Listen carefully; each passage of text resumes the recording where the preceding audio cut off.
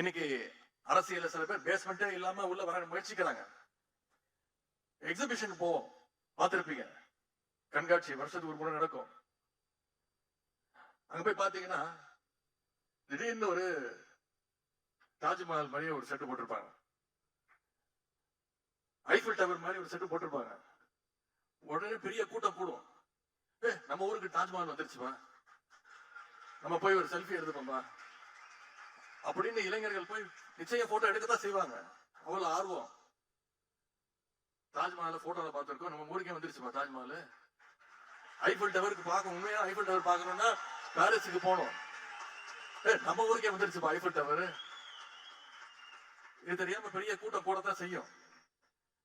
அதெல்லாம் வெறும் அட்டை.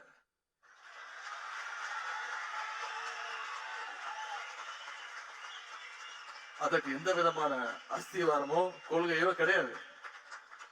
சும்மா தட்டுனா போதும். ஒரு சின்ன காத்தடிச்சா போதும்.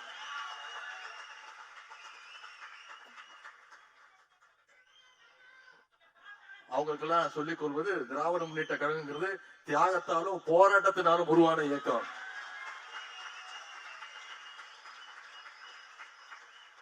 எமர்ஜென்சியை பார்த்த கழகம் திராவிட முன்னேற்ற கழகம். எமர்ஜென்சியை பார்த்த தலைவர் எங்களுடைய கழக தலைவர் அவர்கள், முதலமைச்சர் அவர்கள். எமர்ஜென்சி காலத்துல இன்னொரு விஷயம் நடந்தது, குறிப்பிட விரும்புகின்ற, பதிய வைக்க விரும்புகின்ற இளைஞரணி தம்பிமார்களை தெரிஞ்சுக்கணும். எமர்ஜென்சி காலத்துல ஒன்றிய அரசு என்ன பண்ணுச்சு, மாநில கட்சிகள் எல்லாம் தடை செய்யணும், பேன் பண்ணணும் அப்படின்னு முடிவெடுத்தாங்க.